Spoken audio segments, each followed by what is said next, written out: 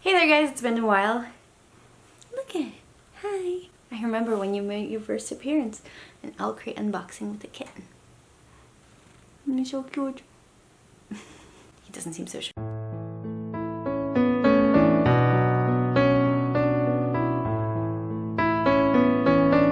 I'm so happy to see you guys again. It's been a long while, almost a year, probably over a year.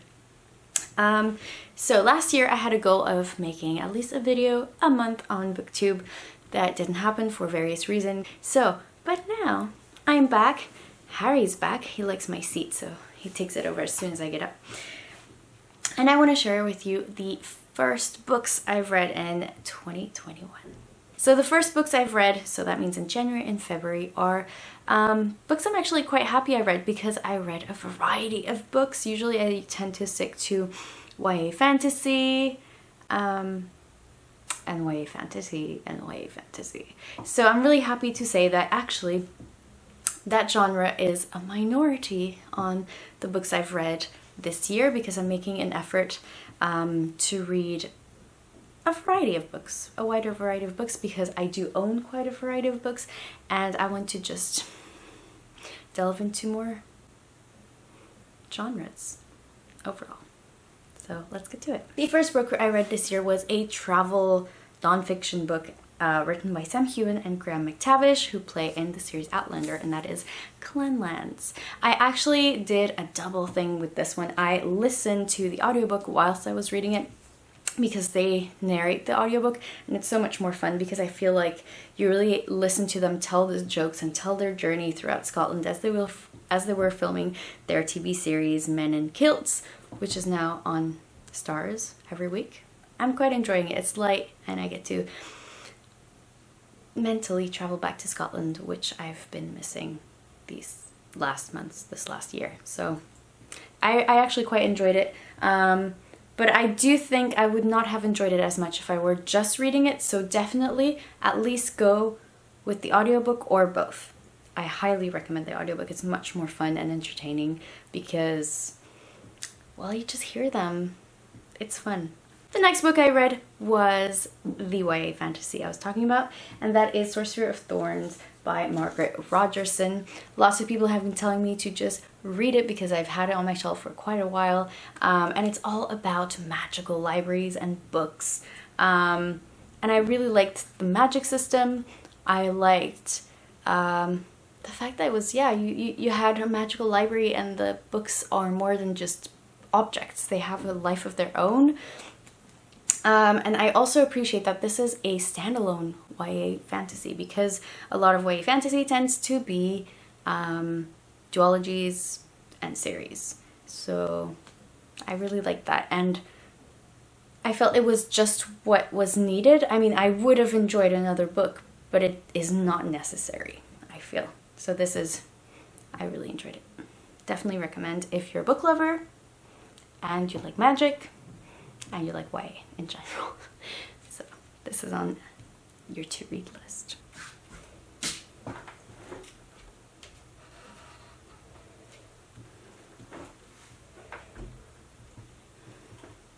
The next book I listened to, because it was an audiobook, was Only Mostly Devasted by Sophie Gonzales. This book is a YA contemporary with a boy meets boy love story spin on Greece.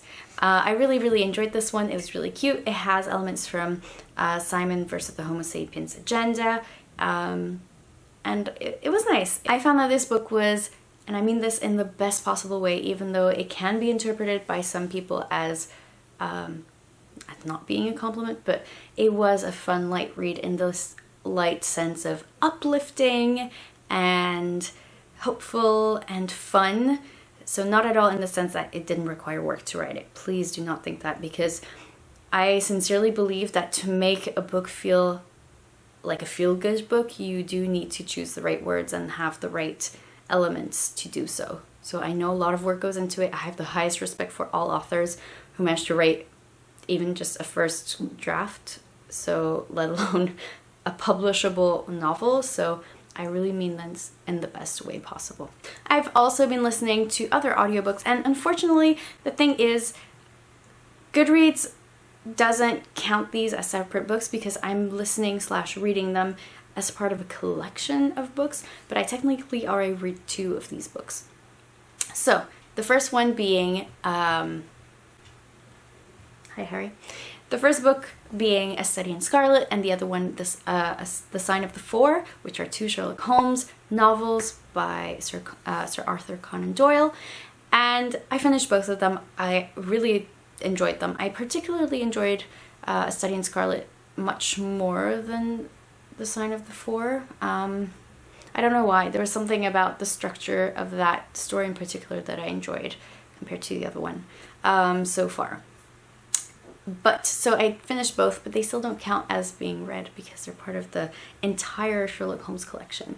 So I'll be reading quite a few of them. I'm hoping to finish the whole collection this year, but then they will only count as one book. So I'm still debating whether to just add them in as separate books. What do you guys think? Should I do that? Because my Goodreads challenge is saying I'm 1 book behind schedule, but technically I'm 2 books ahead of schedule, so that's a bit annoying.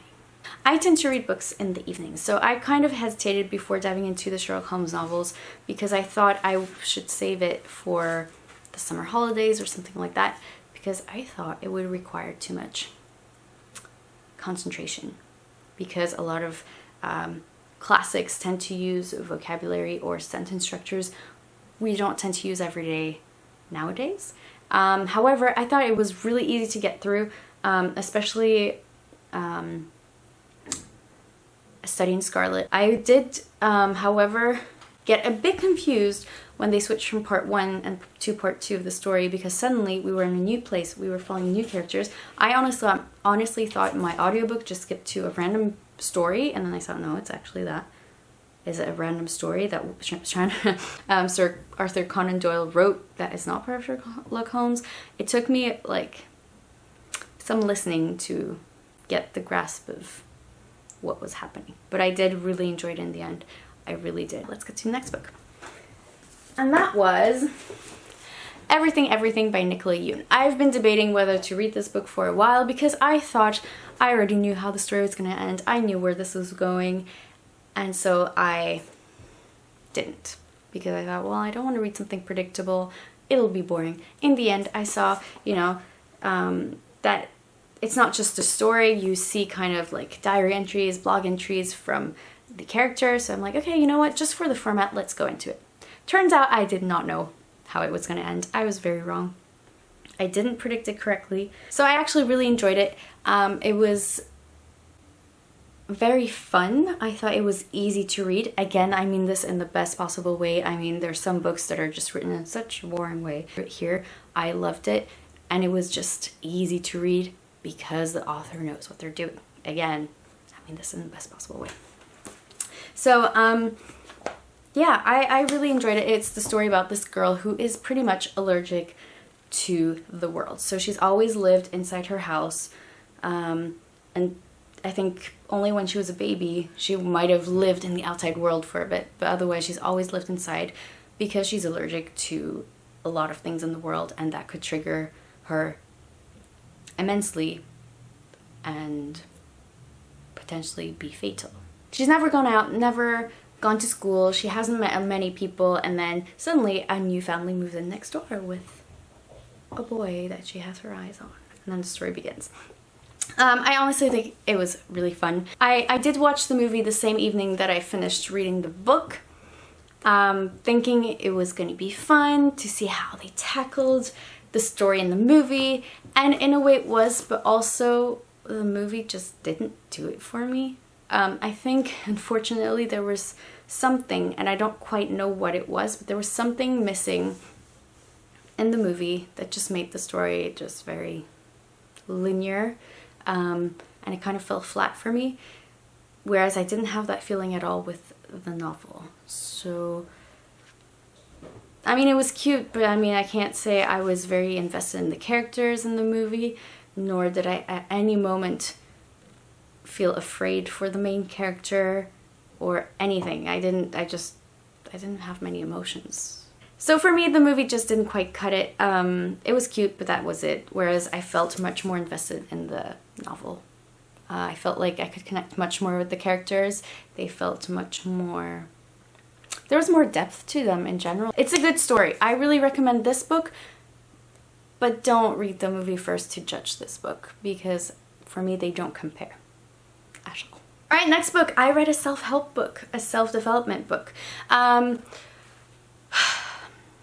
Where do I even begin? So this book I bought years ago, probably close to when it was initially published. And I was meaning to read it, but I don't know, it's just stupid excuses. And then suddenly I was like, you know what, I'll just read it. I've had it for a while. And I think it's because I came across this author's, I was going to say second book, but he has like 10 books. I came across another book of this author and I was like, oh, that looks interesting, but I already have a book by this guy. So I decided to read it. And it was amazing. I mean, a lot of it is very logical, but at the same time, it's good to be told certain things in a certain way and then have techniques to try and apply these things.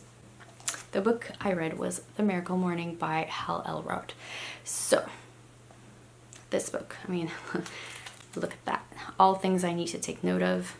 I'm actually currently going through it again with highlighters of different colors so that I can take these sticky notes out because I don't like it and I want to put it back on my shelf. So this book, it's not very long, but it has a lot of power. So Hal Elrod was a guy who, he's a life coach, I believe, and he basically had a lot of struggles in his life. But he found that often people, you know, have all these excuses at the end of the day. I want to do this, I want to do that, but I'm so tired or I don't have time. And he was thinking, okay, well, where can we find time in the day to do things that we want to do to grow, get further in life? Whether it's personal development, like side hustles, anything like that. And he said, well, unfortunately, back in the day, it will be in the morning. So he decided to wake up, you know, half an hour earlier, an hour earlier, little by little bit earlier to get things done. And he has these techniques, 6 things that you should apply every morning to reach, to develop yourself into the person you want to be to achieve the things you want to achieve. There's a lot going in there, so maybe I'll just leave it at that. As I'm filming this, this is actually the 10th day I've been applying the Miracle Morning, so I'm waking up at least half an hour earlier than I usually tend to wake up to do different things. I usually do a bit of meditation, some affirmations. Recently I've started a 1000 app challenge, so I'm focusing a bit more on that. I have been doing more journaling. What else? I have done some reading in here again, and I also had a morning where I spent 15 minutes to work on my book. And I think this is what I'm going to mostly use my Miracle Morning for in a couple of days when my app challenge is finished. This might be the key to getting my book written, because every day that I want to write, I always have a reason why not to write. And that needs to stop, because it's getting ridiculous how many years these stories are just swirling around my brain and they want to get out. And I just want to see my book on the shelf. It's been a dream since my childhood. Anyway, if you're into self-development, self-help books, I would definitely recommend this one, because I think a lot of people underestimate the power of their decisions. I think we've done the tour of the books I've read so far. So if I count the audiobooks and the Sherlock Holmes books as 2 separate books, I think I have read 7 books so far this year, and I'm happy with that number. I am also currently reading, I'm about halfway through, so I'll add it in here anyway. I'll probably mention it in the next video, but it's Clap When You Land by Elizabeth Acevedo. I'm really enjoying this. It's a book written in verse from 2 points of view, and it's basically about 2 girls whose father dies in a plane crash. But the thing is, they didn't know they had the same dad. They were sharing the same dad. One of them lives in New York City, the other one in Dominican Republic, and they live very different lives. And so they kind of have to come to terms with their father's death, and with the fact that they're sharing a father. They have each other. So it's a book about grieving, about family, about acceptance probably. So I'm really looking forward to see where this goes. I'm really enjoying the fact that it's written in verse. It's very refreshing. It's very different. And I have another couple of books by Elizabeth Acevedo that I would like to read. I have With the Fire on High as an audiobook, and I would like to read The Poetex as well. So please let me know which of these books you have read and enjoyed, or any books you recommend based on my appreciation of the current book. I think we've reached the end of this video. Thank you so much for watching and for still being here despite my sporadic uploading non-schedule. Thank you so much for watching, and I hope to see you again very, very soon. Bye!